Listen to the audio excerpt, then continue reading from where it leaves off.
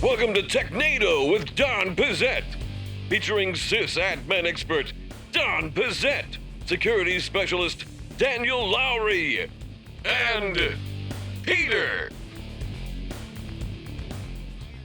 Hello and welcome to Technado. I'm your host, Peter Van Rysdam, and I am joined by the regular crew again this week. And to my left is Don Pizzette. Don, what were you for Halloween?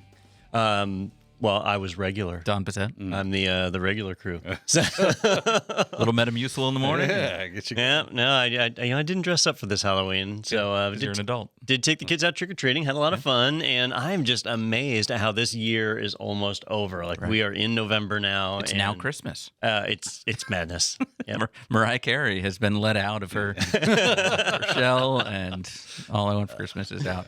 And Daniel, how were you? How was your Thanksgiving? Your Halloween? Anachronistically, my Thanksgiving was amazing. Yeah, I'm sure it will be. Halloween was good. You know, kids got candy and they like that. And we passed out candy to kids. And my youngest daughter was running around with vampire teeth trying to scare everybody. She thought that was hysterical. Actually succeeded on a teenage girl. Nice. She walked up to her and went, "Bah!" You know, with the teeth. The girl was like, "Ah!" So that was kind of funny. Did you get any razor blades or fentanyl? Fentanyl. Did I say it wrong? Fentanyl? No. Fentanyl. I don't know how to say it. I had to make sure. I'm like, all right, this is my candy bowl. Yeah, This is the candy bowl for the kids. Don't touch Daddy's candy. Tough because that's expensive. I'm not just giving that away. I mean, if any kids, want my Venmo. Yeah. Let's do this. I'll throw that up on the screen for you. Yeah. All right. Well, let's look at the news because we had a lot to cover in this past week. And the first article comes to us from TechCrunch.com. Rising energy costs are making the cloud more expensive. And good talk. Yeah. This is something that, well, at least in the article, seems to affect the EU a little bit more because, yes. I mean, there could cost, I don't know what really happened over there, but it's kind of been out of control in terms of like people's bills going up like 150%. Yeah, it's a total mystery why energy costs are higher in Europe. Yeah, okay. That's But they also, it seems like they have a lot more renewable stuff. And I thought a lot of these cloud providers were like doing like solar on the roofs and things like that would kind of insulate them from this. Well, we have to remember that some of these providers are not like top tier providers. It's not like, we're not talking about Amazon Web Services. We're not talking about Microsoft Azure. This is like OVH. If you remember OVH, we reported on a few months ago when one of their data centers burned down. Is that the France one? Yes. France? Okay. Because it was effectively like, just built in a center for the capitals or something, right? Ovechkin. That's what pretty close. Now their facility was made by one of the three pigs, the one who had the worst design, if I recall. That is right. However, situations like these do tend to hit the small players first. But the big players aren't immune to it, so they'll get hit eventually. And energy costs are higher in Europe right now. We're going into winter, and so your heating costs and things go up. Yeah. The Russian Federation's actions in Ukraine and cutting off gas supplies into Europe have affected energy costs. And so all of that results in increased costs. And, well, when you're a cloud provider, one of the nice things about the cloud, like as a customer for me, I don't have to worry about multiple connections to the power grid and multiple ISPs, generators, air climate control. I don't have to worry about all that stuff because the vendor takes care of it. Well, the vendors are getting hit in their bottom line. And so the way they solve that is by increasing costs. Now, if you work in IT management like I do and deal with budgets, that can be challenging. A lot of times we plan our budgets out based on a little bit of growth, and we don't think about like, what if our energy costs increase? Do we have that in the budget to accommodate for it? And so that's why it's something that's important. We need to keep an eye on it as IT providers. Obviously, if you use OVH Cloud, if you use Hetzner, if you use somebody like that, then this is already affecting you. But if you're using AWS, well, you might want to consider the fact that your budget could or your run cost could potentially increase as much as 10% as they correct for energy costs. Well, some of them, like Hetzner said, they went up about 10%, which pretty much matches inflation for the last year. But this M247 in Manchester went up 161%, which I don't think anyone is budgeting for that. Like, just in case. It seems like a lot, Don. Yeah, it goes up quite a bit. Who's using these kinds of companies, though? Because, I feel like most small businesses are on The larger Amazon companies. or Azure. Do those larger providers like outsource to these guys, or they've got all their own stuff, right? So that does happen sometimes. You'll hear about these providers like, some of these guys don't even have their own facilities. Like they use Equinix or other providers that have the, a lot of us never hear of companies like Equinix, but Equinix owns some of the largest data centers in Europe, and it gets rebranded as an Azure POP or AWS POP or something. Actually, I think Amazon owns all of theirs, but I know Microsoft uses a couple of different POPs. And so it's possible that other people are leveraging them. It's also possible that they were underpriced to try and draw business, and now they're having to correct and get back to a normal price. I haven't looked at their pricing sheets or whatever. I hadn't really heard of M247. Or 24/7, I guess is probably what that is, right? Yeah. Yeah. And I assume Google Cloud is just like on a Raspberry in somebody's office. Yeah, which is more than adequate to cover their workload. We need a new SD card. We've almost filled up. It's a Raspberry too. Oh, wow. Yeah. Nice. So they're sailing. That's impressive. Well, if we're done with this one, the next one, it might be a new alternative for Google Cloud then to look at. This article comes to us from arstechnica.com. Microsoft's Project Volterra becomes an Arm-powered mini PC with 32 gigs of RAM. And when I first read this, I was looking at this as like, oh, so this is kind of like their answer to the Raspberry small kind of thing, but it's $600. So where does this fit in? Is this more like Raspberries are running around that about now. Well, now they are. Yeah, Yeah. Is this more like a Chromebook alternative in a desktop form? So in this particular configuration, the processor that they spec'd out, it's about the equivalent of an Intel i5. So it's like a mid-range desktop. So it's better than a Chromebook, but not as good as the typical laptops that you get with Intel processors. If you get like an i7 or something, you're going to get better performance. But what I think is interesting here is Microsoft's approach to ARM. Microsoft has been, well, think about it like a swimming pool that is, we'll get really specific here. Like let's say it's 82 degrees. Right? Okay.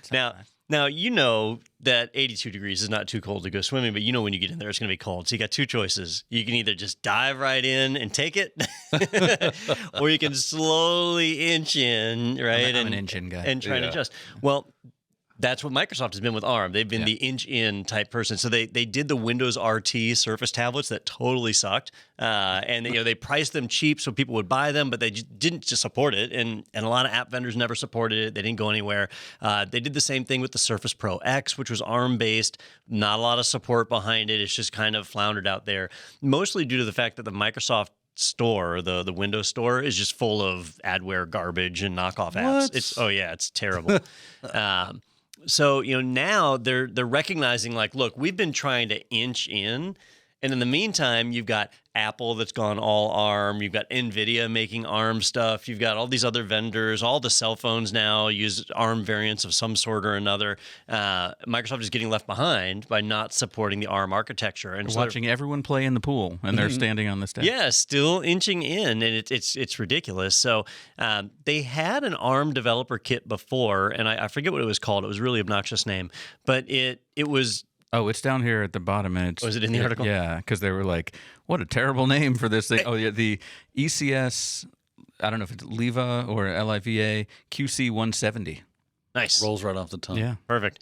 Well, it was basically a cell phone. It was like and not even a good cell phone. It was like the $50 pay-as-you-go cell phone at Walmart. That was Microsoft's ARM development kit. And so, hard to work with something like that. So now they're stepping up and saying, let's release a real dev kit, something developers want to actually use. And so that's the Windows Dev Kit 2023. It's a nice small form factor. It kind of looks like a Mac Mini. yeah, it does. Yeah, it's a nice looking little device there. Yeah, and if you remember with Apple, when they went to the M1 processor, what was the first thing they did? They released a Mac Mini as a dev kit that was $500. So Microsoft is taking a cue from Apple, like that's never happened, and saying, let's make this. And it's actually snappy enough that you could use it as a desktop, so a developer's not going to hate it. And they can use it to start creating ARM apps or porting their existing apps over. And that's really what Microsoft needs to push forward. I thought it was an interesting little sentence here. You were talking about how they're close to the i5. They mentioned that in the article. They say the CPU performance that they're going to be using will be somewhere below, but within spitting distance of a modern Core i5 laptop CPU, but likely not as fast as Apple's M1. Last time I checked, the M1 was like head and shoulders above the i5s, and inside i7s, like they are phenomenal chips. So this is where I appreciate the guys at ours, guys and gals at ours, but they have to walk a tight line here. They don't actually have one of these dev kits in hand, right? So journalistically, if they say the M1 is faster than this, they've got to be able to prove that. And they don't have it in hand, so they say it's likely faster, but we all know it is. No, this likely not as fast. We all know the M1 is faster. That's objectively true, right? But they can't prove that because they don't have the device in hand. So that's why they use terminology like that. Allegedly. And I guess spitting distance is not a technical term which you could back up in court. Yeah, there's this thing called journalistic integrity, and we don't worry about it so much. Poetic license. To hell with that. I just start making big statements like the M1 is 75,000 times faster than the Snapdragon 8 Gen 3s. Seems fair. Tim Apple, he's pretty good. He's pretty good about it because he'll get up and he'll say things like, "This is the fastest Mac we've ever produced." Or this is the fastest iPhone ever. No comparison to competition whatsoever. Right. Comparing it to the previous their own product. stuff. So how can you contend against that? Listen, when we are the standard, I compare myself to that. Yeah, listening to Tim Cook talk is hearing somebody say words that don't mean anything. It's really bizarre. I've also been described. He sure likes it though. But this also supports like 2 4K screens, so you could, like you said, develop on it easily. Do just kind of basic computing. So could be something that you roll out as Watch when it comes out. It's just got one USB-C. You got to buy your own. Yeah, it's got the typical hookups you'd want. It's got Wi-Fi 6, Bluetooth, and just the things they want developers to work on supporting. I'm not sure why they supported 3 screens. Maybe there's some argument that you have a debugger running on one. And so is this coming out or has it come out? You can order it. I don't know if they are shipping it yet. I was tempted to order one myself, but let me see if it's shipping. I'll try. Come on, Don, make a purchase online. Do it. Yeah. Do it. I know. Put it in your cart. I mean, I'm not at that point in my life where $600 is nothing and I can waste it no problem. But at the same time, I see where I could actually use this. But last year's was $219, the one with the stupid. Well, name. yeah, it was a piece of crap. Yeah. So this one should be 3 times better. According to my rough math. According to my rough math. 3 times faster. I'm going to go ahead and say it. So it's $600. You can get a $200 credit on Azure as you go for it, and it looks like is it? Yeah, but now with new energy costs, that's like a day's worth of use on Azure. Oh man, it's trying to hang on. It's trying to switch me to my personal. This is why it's so hard to buy things these days. They want me to switch to my personal live ID. Oh, they're sticking security. Yeah.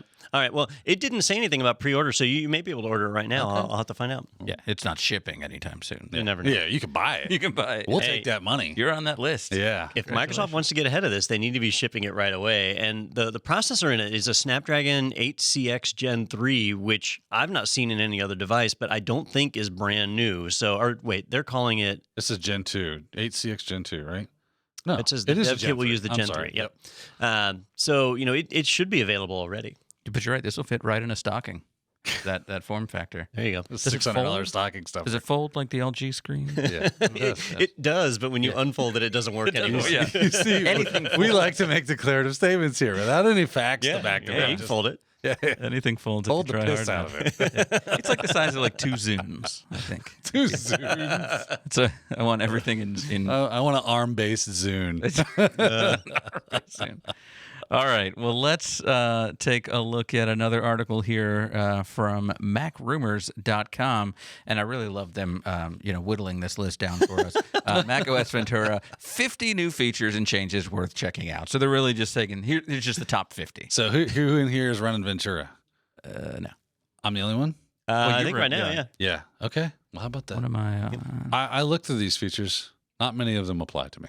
Yeah, there was another article, I forget which website it was on, where it said like top 5 usable features. Ventura, many new features most you won't care about. Something like that. And that is true. So I like Mac Rumors because they are very detailed on how they report on things like this. But they gave a list of 50 features in Ventura, and I went through the list, and there's like 6 that are actually useful, and the rest are kind of pointless. So let me run down the list of the ones that I find is actually useful. Now, I am looking at this through the lens of somebody who works in IT, right? So if you're I don't know, just a parent, and you're managing your photo library, then some of these other features might matter. But for an IT guy, I don't give a crap about most of this. Can I tell you my favorite? Sure. My favorite is definitely scheduled send email. As someone who wants to look like they are working, it is fantastic. I'll when I get on for my hour in the day, I will write 5 emails and I'll taper them out over the day. So you're going to get an email at 7:30 at night and go, look at that Peter just burning the afternoon oil. At it. All right, so I have thought about that before. Like scheduled emails are a way to pretend you're doing work. Yeah. But I do have a new use case because I have UK staff, and I found that there were times where it would be like 4:30 p.m. here, and I would send an email to somebody in the UK. Don's already in bed. It's 9:30 p.m. over there, and they would respond to me, and I'm like, oh, I just bugged them in the evening. And I don't want them to have to worry about this until work hours. And so being able to schedule an email to go out at like 5 a.m. tomorrow or 3 a.m., whenever their workday starts. Yeah, I want to wake them up. That would be when they get to work. That's when they wake up. I don't want people to feel pressured to work in the evening or on the weekend just because I sent some email. Yeah. They should just do it. But at the same time, I don't want to tell them that my emails aren't important. So like, if I can schedule it, that'll work out a lot better. So I'm sorry. What were your other good ones there? Oh, he actually had. Yeah, that's right. Yep. All right. So that's what these numbers are. Oh yeah. Number 10 on the list was strong password editing. So in macOS, you can have it auto-generate a password for you. We do like this. But that's in Safari. You can kind of pick some features on it, and that's it. But now you can actually go in and modify what those values are. So that's kind of a nice one to have if you don't use a password manager already. I use LastPass, so I don't actually use this, but it is a nice feature. It's all up here, baby. Yep. All right up here. Number 18 was a continuity camera, which is kind of cool that if you're on a Mac and you're using Zoom for a call or whatever, and you have an iPhone, you can actually get it to use your iPhone's camera for the meeting. That's cool. And the iPhone's camera is like leaps and bounds better than what's in your MacBook, and it can do the photo effect. Like if you want a really good picture, that works great. But it also means you can set your phone at eye level, so you're not like looking in a weird direction. Like that's just a neat feature to have. Obviously not critical. And earlier it has the same thing with the mic. You can use the mic on the on an iPhone as an external mic, it says, which could be cool if you're doing any kind of voiceover or something because the mic is not near your mouth. I wonder if I can get my Mac to pick up other people's iPhone mics and just start listening to conversations. Sure. Yeah, I find the AirPods work a little better. True. If you have them. Now you're really buying into the Apple ecosystem. Oh yeah. And get your watch. Yeah. Tim Apple gets a new Maserati. It does 185. Number 21, rapid security response updates. We talked about this coming out from Apple, and it is now out there in the wild. You can actually turn on an option that says, I want my Mac to download security updates by themselves, not to wait for the big roll-ups that Apple normally pushes out. So it can download and install those right away. If you want the latest and greatest security patches and you want them right away, you're just a little slider away from turning that feature on, and I would recommend it. Let's see. After that, we had number 34, Time Machine backup frequency. Do you use Time Machine, either of you? Well, I just got this MacBook today, so no. I do. I will be. I'm behind. It's been a minute since I've used it. Let's put it that way. So Time Machine, by default, for all these years, now Time Machine's been around for over a decade. Yeah, it's actually one of my favorite things about macOS. It's really good. It is kind of that whole mantra of it just works. Yeah, like Time Machine just works. But did you know that by default it does a backup every hour? Yes. So every hour it does a backup.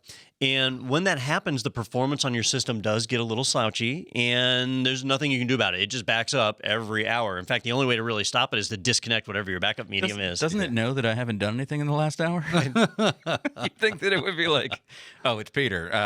We'll back up next Wednesday. I'm sure it's fine. And even if you disconnect your backup medium, it still backs up to a local cache on your hard drive for that hour. And then the next time you connect up to the backup medium, it loads it all over. So it's kind of interesting. Well, now, for the first time in over a decade, you can actually set a time machine backup frequency. Maybe you don't need a backup every hour. You can tell it, just back up once a day. That's all I need. And it'll do that. Or once a week even. So you have a little bit of flexibility there. I thought that was a neat feature, and I'm surprised it took them so long to get it. USB-C accessory security. Now, this is a feature, I use Sophos antivirus on my systems, and it gives you this functionality where anytime you plug in a USB device, you get a pop-up that says, do you want to allow this device to connect? So I have complete control over any devices being plugged into my system. Well, we are now getting that support inside of macOS. When I first saw this, I was like, why just USB-C? That's annoying. And then I remembered the only ports on the dang thing. Exactly. So that works. Little bit fishy, though. It only works for devices directly attached to the system. So if you have a USB-C docking station, it will not prompt you for all the things that you attach to it. So you're kind of like cool by association. If you've allowed the docking station, then everything that's attached to it is also cool. And that means this is a security feature that's pretty easy to circumvent. Yeah, so that's not necessarily a good thing.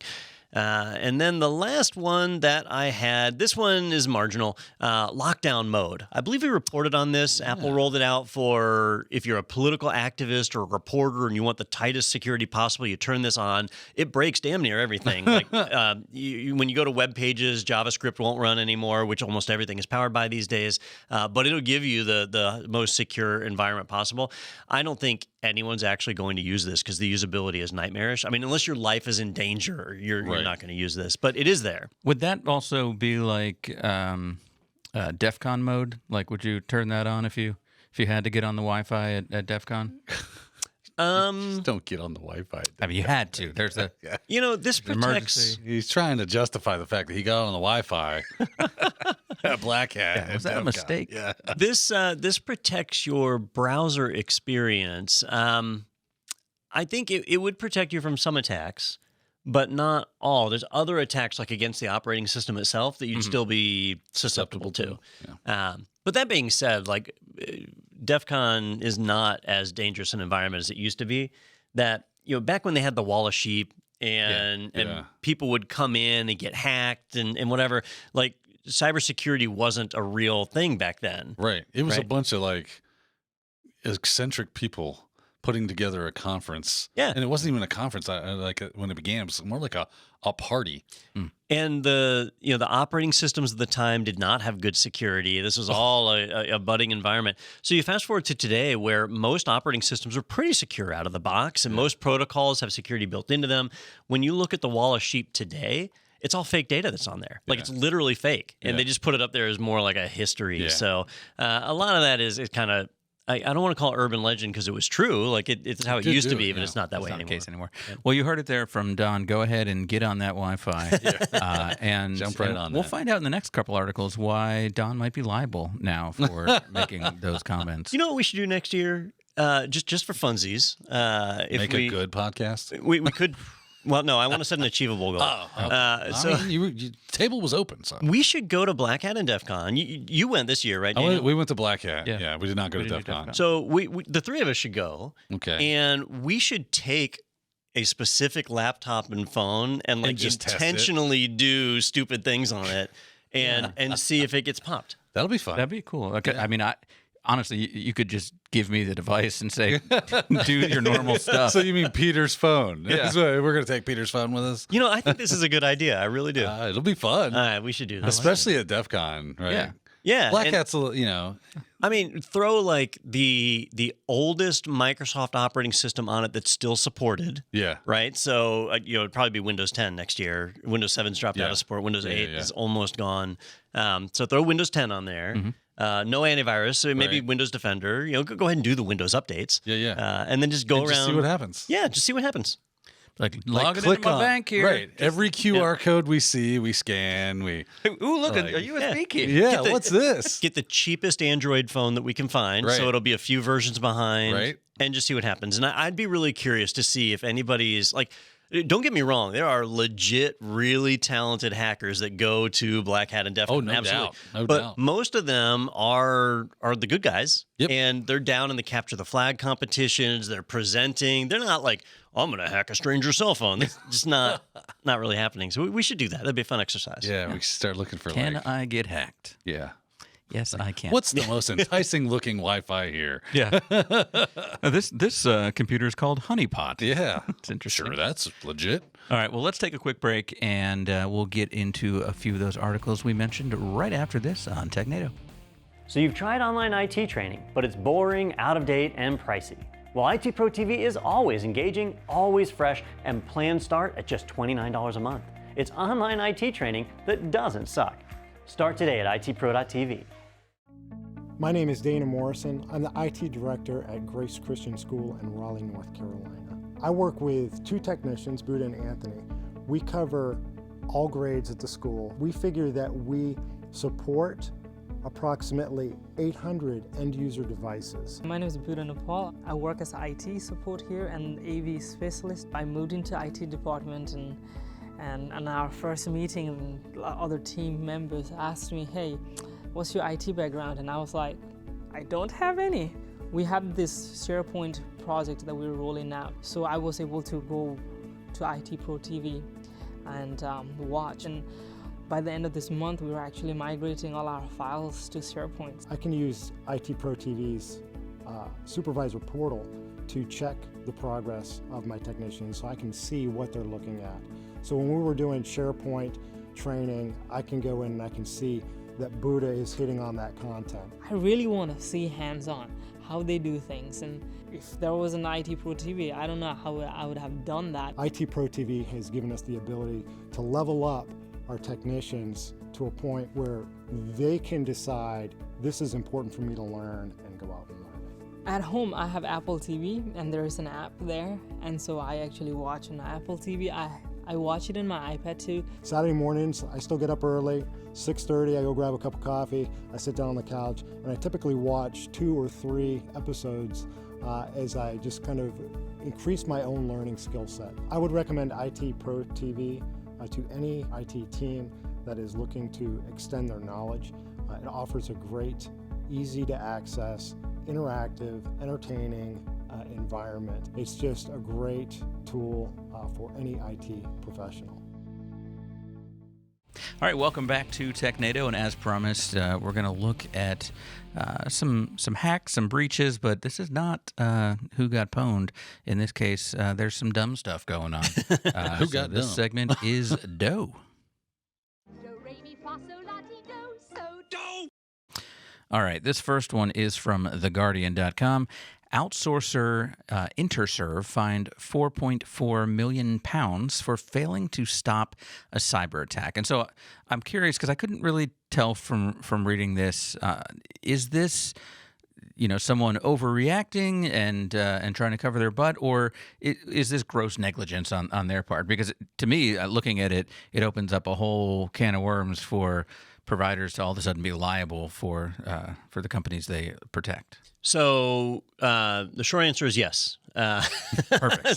So this one is gross negligence, and it's a real eye opener for a lot of people that work in IT, or really just anybody who works, I guess. Is that when we see. Let me draw a parallel to the housing crisis from a while back. When was that? Like 2008? Yeah.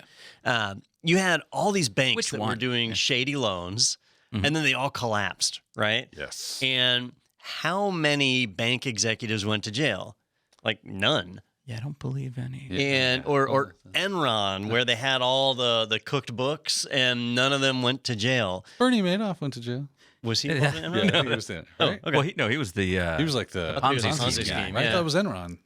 Was the Ponzi scheme? Well, he wasn't an Enron executive. Oh, okay. Yeah. Maybe I'm thinking He might have been investing I'm in Enron. conflating the two. Well, up until now, we've seen that with hacks, where if a company gets hacked, like Equifax, where they compromise the private information of millions of people really around the world, not just in the United The whole States. board of directors goes to jail immediately, right? And no, I mean, we all got like free credit monitoring for a year from Equifax. That was nice. And that was it. It was super helpful. Yeah. So, a lot of this stuff goes unpunished, and then it's because it's really the hackers that are breaking the law. But there does come a point when you are implementing such lax security practices that you are being negligent. But up until now, we haven't really seen anybody hit by that. Well, in the United Kingdom, they take privacy a lot more seriously than we do in the U.S. And there was a company, a third-party contractor called Interserve. Every time I see it, I think Intertrode. Interserve. And they were compromised, and the personal and financial information for 113,000 of their staff members was leaked out as a result. And correct me if I'm wrong, that's bad. That's bad. Okay. Yeah, Just definitely. making sure. On the scale of good to bad, that one's bad. Gotcha. And so the UK government said, look, obviously hackers broke the law, but you did such a bad job securing your systems. Like, you neglected standard best practices. You did a horrible job. This is your fault. And I think this article doesn't really have any of the details, but basically they had where when they would sign up a customer, they would effectively give them root access to their systems to be able to view not just the data for that particular subcontractor, but for all of the data. And so any one of their customers had access to the whole set of data, and it was only a matter of time before somebody stuck a backdoor in there. So, Don, and the remember data that got out. time we worked at like an insurance company together, and there was a domain admin account. Yes. And when I heard the username and password for that, I about hit the floor. Admin. You know, Damn close. that is close. Admin 1. That was scary. What was scarier Actually, it to was me? easier. Oh, wow. What was scarier to me was the VNC password. It was the same as the domain admin account. Was It it was the all the same. Everything ran on okay. that account. I wouldn't check if they've changed. No, that's gone. I was there. We changed it. I was a part of that. Yep. So that's a level of negligence that up until now, the biggest penalty might be if you had a hack and you went to do a cyber insurance claim. Yeah. The cyber insurance companies might decline your claim if they say, look, you didn't even do this minimum level, what do they call it? Due diligence. You didn't do your due diligence, so we're not going to cover you, right? Do like health insurance companies do that? Like, you went ice skating. I'm not covering that. This is dangerous as hell.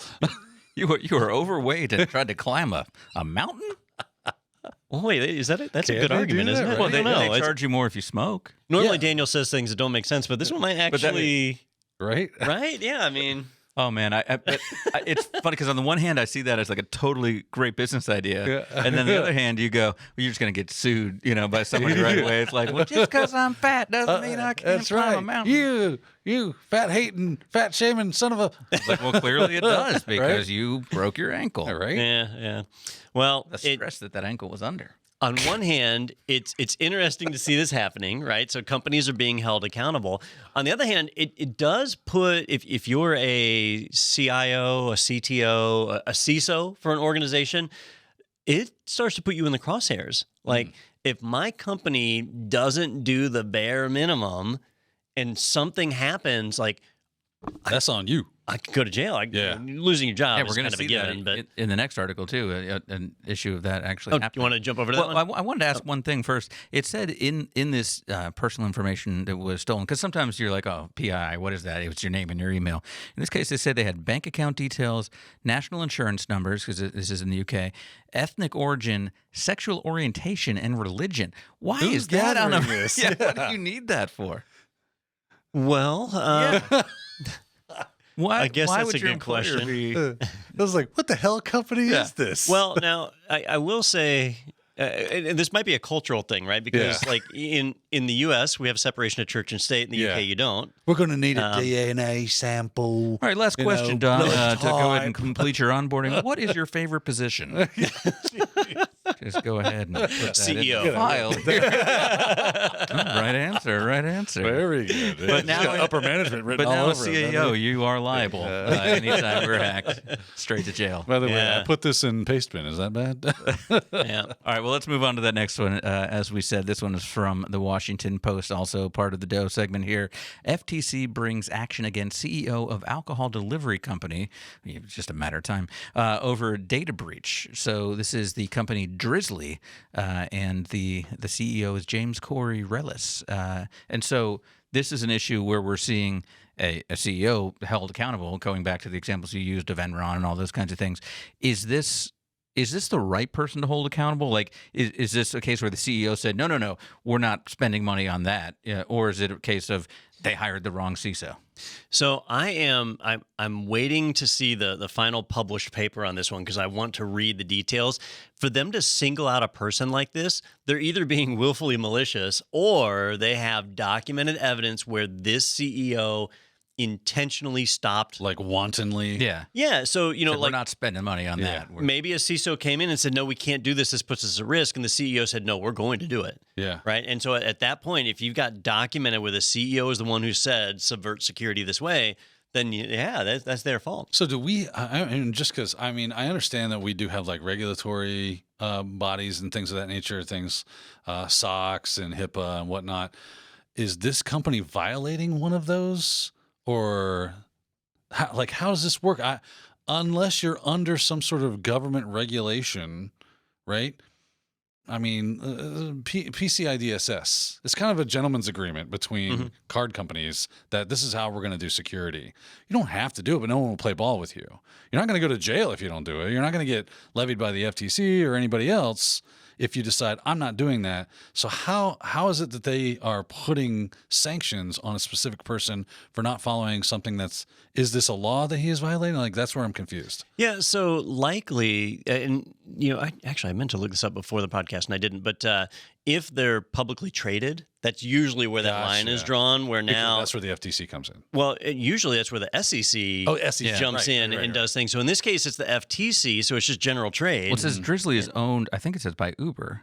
No, Uber is a subsidiary, I thought it said. The order will also apply to the company itself, which Drizly? is now a subsidiary of the ride-hailing service Uber. Oh, So it's the Uber other way owns around. them. Gotcha. Okay. So, and I believe Uber's publicly traded. Have you guys used Drizly at all? I have not. I see their ads. I've never even heard of So it. Drizly annoys the hell It's like out a of bear, me. right? Like the logo is like a bear or something. I don't know the logo. So, I have, for our day job, I have purchasing authority. And so I get what are effectively bribes all the time. you right? really? Oh, yeah. And if people try and send me things or send me those emails. So I just gotta see that. hey, come to this conference for Yeah. one day and we'll put you up in the Bahamas for 5 days. Yeah. And that kind of thing. And if I were to go to that conference, what it is basically like they put a bunch of advertisers in front of you for a day, but then you Gotcha. get 5 days in the Bahamas. Yeah. Right? These are the ones we no longer go to Yeah. from a marketing perspective, by the way, because that's what of it that. is. Yeah. So, for me, I do not accept these, right? So I don't accept bribes, and I tend not to accept gifts at all. Yeah. So if somebody tries to send me a gift and I find out about it ahead of time, I always reject it, Yeah. right? Now, if I come into my office and a package has already made it here, I usually just give it to another employee. I don't keep it myself. So do you have to be here for that? Yeah. or- So- Like, how does that work? So with Drizly is alcohol. And so what happens is if you want to send alcohol to somebody, you can go and buy it on Drizly and do a little gift card, whatever, and then it'll send it to the person. But they have to verify you're 21. And so they reach out to you ahead of time. And so for me, that's great because I can just say, no, don't send it to me. And there's no way I'm going to give them verifying information that I'm over 21 anyway, because that usually requires a driver's license. And screw that. I'm not going to share that with them for effectively a bribe. I can go buy my own alcohol. Yeah. So, I mean, you did get onboarded over at that other company, and they have that. yeah. So Drizly annoys me just because of my interactions with it. But that means that they do hold, like, when they verify that you're over 21, they want a copy of your driver's license or you to attest. Not going to happen. Yeah, so they've they got need data. to show that information Yeah. if they get audited. Yeah. Right. Yep. And so basically their cybersecurity was so egregiously bad that the FTC chose not to single out the company, but to single out this specific person, the CEO. And the ruling that they applied to him will follow him to future companies. So if he leaves Drizly, which I think he already has. But it also stays with the company, too. It's both. It sounded like, right? Wow. Yeah, so it's pretty heavy. And that's another thing is like if you get some kind of major breach like this and the FTC or the SEC gets involved, they force you into a cybersecurity program, which is a good thing, but it's an ongoing thing for usually it's like 10 years. So it's a big deal. You want to do the right thing from the beginning and not. So are we on forced the into it. cusp of governmental oversight of every company will be under the government's Sort of. control to You sort of must already do- have okay. that. I hope so. If you want, and this is where companies want to make money, right? Yeah. And they make a lot of money if they sell to the government. The government's like your they biggest do. customer, They do right? love to sell to the government. So if you want to be a contractor for the government, you have to meet their requirements. And so there's the cybersecurity maturity model, the CMM5 or whatever it is now. Yeah. And so, you have to meet those requirements. And that's why you have organizations like what we're going through. We're getting ISO 27001 certified. That's to show we do the best practices. We check the boxes. We're not being negligent. We do our due diligence. That doesn't mean we're not going to get hacked. We could. Yeah. But we checked the box, tried. Don. We are secure. That's right. Maybe the hackers will That's look how at that like, compliance. oh, that box is man, checked. they ran a VA, and I guess they're good. Yep. Just let me know when you guys are done. I'm shopping for bourbon at the moment. It is the bear, because I remember I did go to this site once because I looked. I couldn't bribing find a somebody? bottle. Yeah, I wanted to bribe someone. It was almost time for reviews around here, so I was like, "What do they got?" And a nice bourbon single. Yeah. Yeah. Did not work. Don would not give me that idea. Lesson learned, though. Worth a shot, though. But yeah, no, that is interesting, to see someone held accountable as an individual in addition as a company. I like that they did. Wait until it's both. you. But, well, if I'm negligent, Now, It's a little negligence. we've been talking about this positive, but there's a negative to it. Like, should the FTC be allowed to single out individual people like this? And so there's a whole big conversation that'll come out of this in the long run. Well, but they've been doing that because businesses are people, we determined. did I tell you about the bumper sticker I saw? No. It said, it had a Texas license plate. Yeah. But the bumper sticker said, I'll believe businesses are people when they execute one of them. Wow. That's taking it up. And I was like, all right. Yeah. yeah, I can get on board with this. What does that entail? Yeah. How do you actually? Okay. Is it the whole company? Or, Ooh, that's rough. yeah. It's got to be a cutoff at some point where you're. I'm just the janitor. Where the I'm just following. Yeah, the I'm just Get over following here, orders sir. defense has to work at some point. All right. Well, let's take a look at our last article, which is finding out who got pwned this week. Looks like you're about to get pwned. Fatality. Yeah! All right, this one is from zdnet.com, which seems to have a new logo, or either that or I have not been to the site in a long time. It's a terrible logo. Yeah, it is. For the record. I was like, oh, that's an N on its side. This is broken. All right, OpenSSL warns of critical security vulnerability with upcoming patch. Oh, thank goodness. We don't know the details yet, but we can safely say that come November 1st, everyone, and I mean everyone, will need to patch OpenSSL 3.x. So here we are, November 1st and beyond. I updated Is this today. patch available? The patch is available, yes, so you can do an update. Now, let me add a whole lot of caveats to this one. Oh, good. Normally, I'd be up in arms and frustrated over this one because there's a number of things that are crazy. First off, there's a actively exploited vulnerability in OpenSSL, and they've basically announced this prior to the fix, which is not responsible. Normally, the patch comes out first, and then they announce later on. But this is the other way around. Rules. Yeah, yeah. And but the reason I'm not frustrated by that in this case is that the vulnerability affects OpenSSL 3.0 through 3.0.6, just those versions. Well, if you look at most of the mainline Linux distributions that are out there, like 20.04, Ubuntu 20.04, or like Red Hat RHEL 8.5, is that what we're on now? Anyhow, if you look at the main distributions, they're still on earlier OpenSSL versions, the 2-point track. And this vulnerability is not there. So while there is a vulnerability in the newer library or the newer versions of OpenSSL, most of us aren't running the newer versions of OpenSSL. So this is not as widespread as something like Heartbleed was, where we really had to get worried. But if you are running the latest version, it's a big deal, and you need to get this update done as fast as possible. There are tens of thousands of servers that are out there that are running the latest version, and they need to be patched. Unfortunately, the patch is out there. Well, good to know. I like I said, I downloaded it today and said, hey, it's patch day, I guess, and did my thing. So you were on the latest version? I believe I was, because it was in my roll-ups for updates. So I was like, oh, yeah, SSL. There it is. I'll be danged. You guys ever play with Heartbleed at all? You ever seen that? Mm-mm. It was an interesting little attack. I found some POC code or something online and gave it a whirl, and it just legit starts dumping information out of memory. It's like, Well, here you go. That could be one of the many things that takes me down at DEF CON next year. When I really love the idea of that experiment. I doubt it. I mean, we would have to be well behind. Heartbleed's been out for a hot minute. Yeah.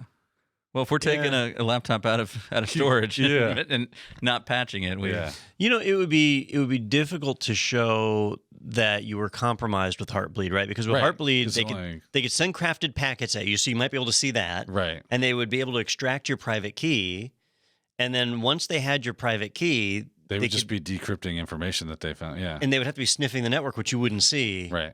Which on a wireless network they could do pretty easily. So it would just be difficult for us to show that somebody used that against us. Yeah. The crafted packets, I guess, would be to watch for. Now, what would be the equivalent going back to this DEF CON idea? You know, the CEO of. Did we talk about this on the break, or did we talk about this? We talked about, well, no, we talked about the concept earlier, but we talked more in the break about I don't remember. I just didn't remember. But remember the CEO of, and I'm forgetting the name of the company. Drizly? Yeah. Drizly. Yeah.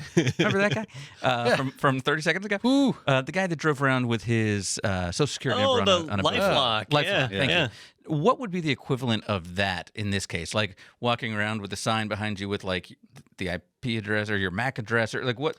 Yeah. What would be like, hey, come at me, bro? Yeah, so gotcha. I think maybe we could do that with one machine. Yeah, like, the one you said, like with no patches. I'm running Windows XP. I guess that could be fun. But I think for it to be a true experiment, you wouldn't want to advertise it. But that could be the control, maybe. Yeah. Or the extreme variable. But yeah, the IP address would be what you want to publicize. Okay. Because I like the idea of a shirt walking around just holding your laptop with a shirt that's like, here are my credentials, or here's whatever. It might whet the appetite. Like if you give them some low hanging fruit like that, then it's like, well, man, if somebody's doing this, then maybe there's other stuff we can start. We should start scanning. Because we're assuming that people are still there just on a laptop scanning, seeing if anyone's vulnerable, and not, if that's not as big of a thing there anymore. Maybe no one's. Well, you got multiple days, right? Maybe day one, you go in there. Yeah. Blind test, right? No one knows what's going on. We just see what happens. And then by the end of the last day, you're like, hey, here's my IP. We're running XP. Get it. Yeah. See what happens. And this could be a fun game, though, if we said, like, come at me with the flag, or essentially, and we'll give you X, Y, and Z. A chocolate. Now, did you hear what happened to the LifeLock CEO? He got hacked, I believe. He did, yeah. Or he got 2 bits. Identity theft. Attacker. Yeah. The wood chipper. Yeah. There were hundreds of cell phone accounts opened in his name. Oh, my goodness, really? And what he didn't think about, and he ended up being found guilty of fraud. Like, he had to pay fines, and because he was saying that LifeLock could do all the stuff that it really couldn't do. But did he believe it? Well, clearly, right? Obviously, he did. He stuck his dang Social Security number out. LifeLock could stop somebody from like getting a mortgage in your name, right? Because on a mortgage, they do a thorough credit history check, or buying a car, they're pretty thorough there. But when you're at like a paycheck advance place or getting a cell phone, they don't do a thorough background check. They're just like, yeah, that's a valid Social Security number, and so here's that money. There were tons of people that were opening accounts in his name, and like hundreds.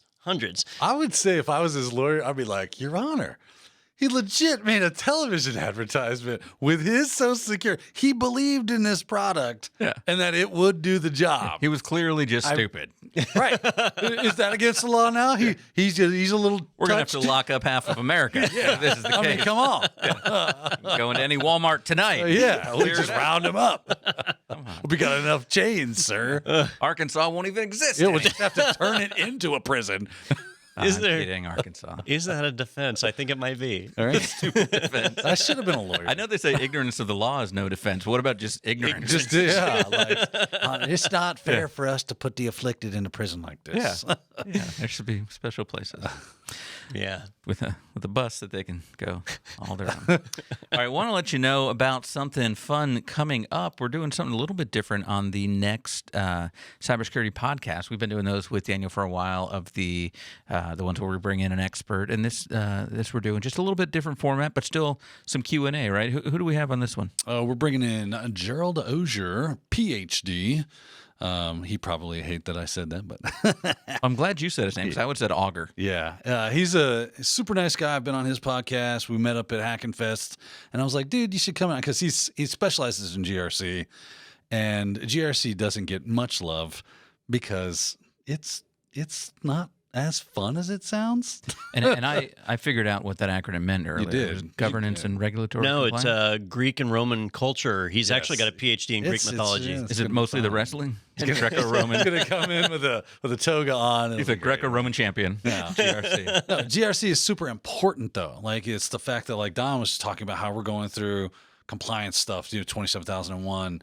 This stuff is immensely important, and doing it right is extremely important because if you don't do it right, well, you might find yourself in one of the situations that these lovely young people here that we've looked at in these articles today, they might think, oh, well, yeah, this could have kept me out of hot water had I known how to do this correctly. And cared to do so. Yeah, and Gerald is the CISO at Drizly. Yep. No, No, he is not. that would have not flown on his watch. No, it was not. But that's taking place on November 9th at 2 p.m. Eastern Time. So head over to itpro.tv/webinars where you can register for that. You can also see all the past episodes.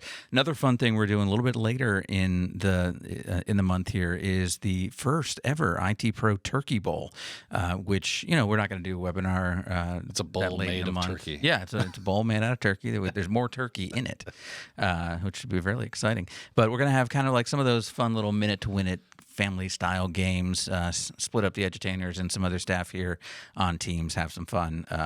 I will be I'm one of the announcers for it, like the commentators. As you should be. So I'm looking forward to making fun of you guys as you complete in these ridiculous tasks. That The we set up for twerking you. challenge. The twerking challenge yet again. Can't wait to see Don. Rears its ugly. Reigning champion. Yeah, reigning champion. regain the title, right? You know it. Also want to let you know to head over to Technado.com and you can check out all the latest episodes, see some of the Technado swag that's available, send in your feedback and your questions and your articles that you want us to cover. Tell us what you've bought at Drizly. And, well, actually, we can probably tell you because your data's been leaked. But you can also click the big orange button that says sponsored by IT Pro TV, and you can get 30% off of your personal membership. You can also request a team trial and see all the great features from IT Pro right there at technado.com. All right, I think that covers it. Yep. And I'll be twerking to my favorite song, WAP, which is wireless access points. They are good. I thought you were going to say WKRP in Cincinnati. That's a great song as well. Even better. Yeah. Do you remember the turkey episode? The turkey Yes. drop? The turkey Are drop. you kidding me? My dad sends that every year. Stinking He sends an email with the turkey drop every Yeah. single year. Classic. Oh. Like Humanity. bags of wet cement. If you don't know what we're talking about, check it out. It's on YouTube, I'm sure. But yeah, the turkey drop from WKRP in Cincinnati. All right. Thank you, everyone, for joining us this week. Make sure your systems are secure, apparently, because someone else is checking for you. Yeah, they are. And we'll see you next week right here on Technado.